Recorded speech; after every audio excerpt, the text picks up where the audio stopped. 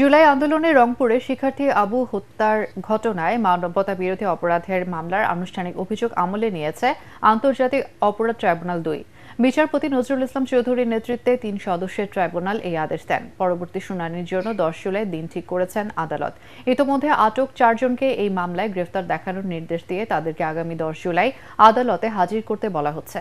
একই সাথে পলাতক ২৬ জনের বিরুদ্ধে গ্রেফতারি পরোয়ানা জারি করেছেন ট্রাইব্যুনাল।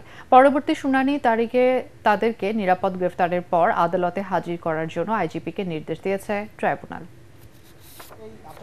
আন্তর্জাতিক অপরাধ ট্রাইব্যুনালের দ্বিতীয় ট্রাইব্যুনাল ৩০ জন আসামির বিরুদ্ধে অপরাধ আমলে গ্রহণ করেছেন। ইন্টারন্যাশনাল ক্রাইমস ট্রাইব্যুনাল অ্যাক্টের ৩-২ এবং ৪-১-২-৩ এই ধারায় তাদের বিরুদ্ধে অপরাধ আমলে গ্রহণ করেছেন।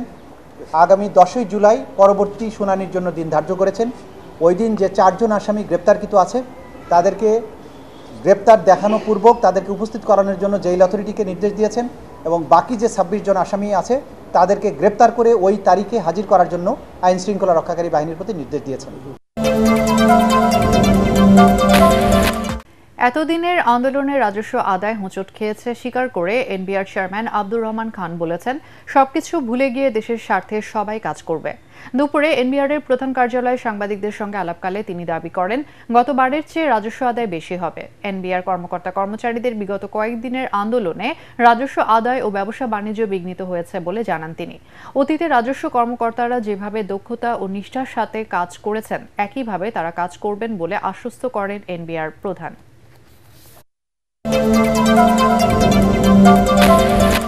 পোর্ট বন্ধ করে এনবিআর কর্মকর্তাদের আন্দোলন অগ্রহণযোগ্য বলে মন্তব্য করেছেন অর্থ উপদেষ্টা ডক্টর সালেউদ্দিন আহমেদ। এতে দেশের অনেক ক্ষতি হয়েছে বলে জানান তিনি। সরকারি কর্মচারী হয়ে তারা এটা করতে পারেন না। প্রাইভেট প্রতিষ্ঠানের মতো সব বন্ধ করে আন্দোলন করতে পারেন না এনবিআর এর কর্মকর্তারা। এখন স্বচ্ছতার সাথে কাজ করলে কারো বিরুদ্ধে ব্যবস্থা নেওয়া হবে না বলেও আশ্বস্ত করেন উপদেষ্টা। জানান, সরকারের হস্তক্ষেপে নয়, দুদক সব প্রণোদিত হয়েই এনবিআর এর ৬ কর্মকর্তার বিরুদ্ধে অনুসন্ধান শুরু করেছে। কেউ ধমক দিয়ে সুষ্ঠু নির্বাচন বানচালের চেষ্টা করলে বিএনপি তা মেনে নেবে না বলে হুঁশিয়ারি দিয়েছেন বিএনপি চেয়ারপারসনের উপদেষ্টা জয়নুল আবদিন ফারুক। রাজধানীর ডিপ্লোমা ইঞ্জিনিয়ার্স ইনস্টিটিউশন মিলনায়তনে জাতীয়তাবাদী ওলামা দলের আলোচনা সভায় তিনি বলেন, সংখ্যানুপাতিক পদ্ধতি ভোটের নামে নির্বাচন বিলম্বিত করার ষড়যন্ত্র করা হচ্ছে। দলের স্থায়ী কমিটির সদস্য ডক্টর মঈন খান অভিযোগ করেন, কিছু রাজনৈতিক দল মুখে একটা বলে আর কাজ করে আরেকটা। তিনি বলেন, সংখ্যানুপাতিক নির্বাচনকে ইস্যু করে যারা মানুষের গণতন্ত্রের আকাঙ্ক্ষাতে বাধা সৃষ্টি করে তারা বাংলাদেশের আদর্শে বিশ্বাস করে না। ভীষণ এসি নিয়ে এলো মানিব্যাগ গ্যারান্টি অফার। ১ মাস ব্যবহার করে সন্তুষ্ট না হলে সম্পূর্ণ টাকা ফেরত। আজকে অনেকে বাংলাদেশের মালিক হয়ে গিয়েছে এমন একটা ভাব দেখতে পাচ্ছি। আজকে যারা বড় বড় কথা বলছে তাদের কার বিরুদ্ধে কি অত্যাচার হয়েছিল স্বৈরাচারী সরকারের সময় হিসাব করো।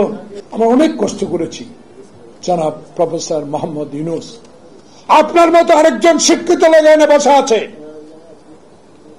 বাংলাদেশের ইতিহাসে আপনি একজন গ্রহণযোগ্য ব্যক্তি, আমাদের জন্য উপহার নিয়ে আসছেন, আমরা সেলিউট আপনাকে।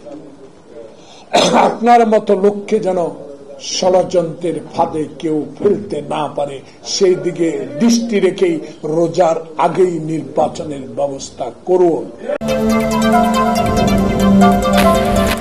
দূষণ রোধে পুরনো মেয়াদোত্তীর্ণ গাড়ি পর্যায়ক্রমে সড়ক থেকে তুলে নেওয়ার আশ্বাস দিয়েছেন উপদেষ্টা সৈয়দা রিজওয়ানা হাসান। বায়ু দূষণ নিয়ন্ত্রণে চীনের বিশেষজ্ঞ প্রতিনিধির সঙ্গে সচিবালয়ে মতবিনিময় শেষে তিনি একথা বলেন। এ সময় উপদেষ্টা বলেন, বায়ু দূষণ রোধে স্বল্প, মধ্য ও দীর্ঘমেয়াদী পরিকল্পনা নেওয়া হচ্ছে। এর জন্য বিভিন্ন সংস্থার সাথে সমন্বয় করে কাজ করতে হবে। বায়ু দূষণ রোধে অক্টোবরের আগে ভাঙাচোরা রাস্তার মেরামত কাজ শেষ হবে জানিয়ে তিনি বলেন, পুরনো মেয়াদোত্তীর্ণ গাড়ি পর্যায়ক্রমে সড়ক থেকে তুলে নেওয়া হবে। নতুন 250টি গাড়ি কেনার সিদ্ধান্ত নেওয়া হয়েছে বলেও জানান তিনি। উপদেষ্টা আরও বলেন, ঢাকার আশপাশে নো ব্রিকফিল্ড জোন ঘোষণা করা হবে। চীনের সঙ্গে অভিজ্ঞতা বিনিময় করে বায়ুর মান উন্নয়নে কাজ করবে সরকার। পুরনো বাসগুলোকে আর চলতে দেওয়া হবে না। এখন আমরা বিআরটি এর সাথে মিলে একসাথে পুরনো বাসগুলোর বিরুদ্ধে অভিযানে যাব।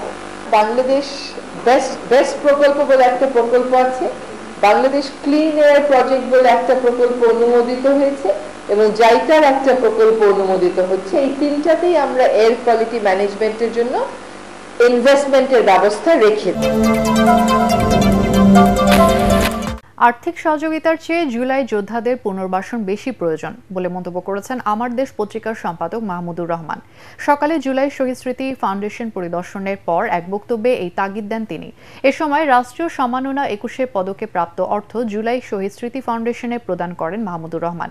ফাউন্ডেশনের পক্ষ থেকে আনুষ্ঠানিকভাবে অর্থ বুঝে নেন সিইও অবসরপ্রাপ্ত লেফটেন্যান্ট কর্নেল কামাল আকবর। এ সময় জুলাই গণঅভ্যুত্থানে আহত ও শহীদ পরিবারের সদস্যরা যেন আত্মমর্যাদা নিয়ে বেঁচে থাকতে পারে সেই বিষয়ে জোর তাগিদ দেন তিনি। জুলাই অভ্যুত্থানে জীবন দিয়ে নতুন ইতিহাস সৃষ্টি করার কৃতজ্ঞতা স্বরূপ নিজের 21 পদকটি জুলাই যোদ্ধাদের উৎসর্গ করেন মাহমুদুর রহমান। একটি জালিম শাসক যতই শক্তিশালী হোক না কেন, যত দীর্ঘ সময় সে ক্ষমতায় থাকুক না কেন, যদি একটি দেশের তরুণ সমাজ প্রাণ ভয় উপেক্ষা করে রাস্তায় নেমে আসতে পারে শুধুমাত্র দেশকে মুক্ত করবার জন্য, জনগণকে মুক্ত করবার জন্য, তাহলে সেই জালিম শাসকের পক্ষে টিকে থাকা সম্ভব হয় না।